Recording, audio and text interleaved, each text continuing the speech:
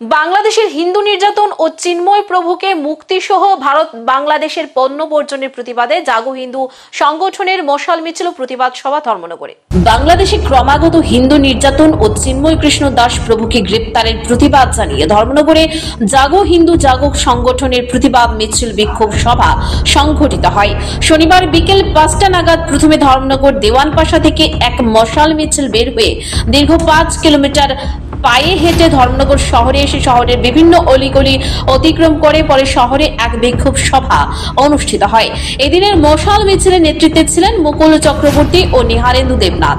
তাদের এই বিক্ষোভ মিছিল ও সভার মূল উদ্দেশ্য ছিল বাংলাদেশে ক্রমাগত হিন্দু নির্যাতন, চিন্ময় প্রভুকে মুক্তি, বাংলাদেশি পণ্য বয়কটের প্রতিবাদে। এদিনের নেতৃত্বে মুকুল চক্রবর্তী বলেন, ইসকনের উপদেষ্টাকে অন্যায়ভাবে গ্রেপ্তার করা হয়েছে।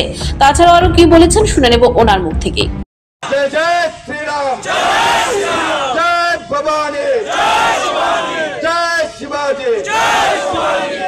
আজকে আমাদের প্রতিবেশী দেশ বাংলাদেশে আমরা দেখছি প্রতিনিয়ত হিন্দুদের উপর নির্যাতন, আক্রমণ চলছে, হিন্দু বাড়িঘর ভাঙচুর চলছে, হিন্দু মা বোনদের ধর্ষণ করা হচ্ছে।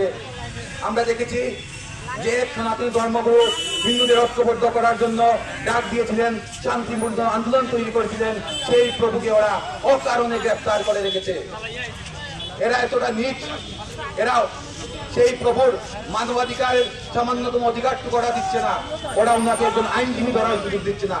যে হিন্দু আইনজীবী ওনার জন্য ওনার আদালতে দাঁড়াতে চায়, তারা সেই আইনজীবীকে আক্রমণ করে, প্রাণঘাতী আক্রমণ করে।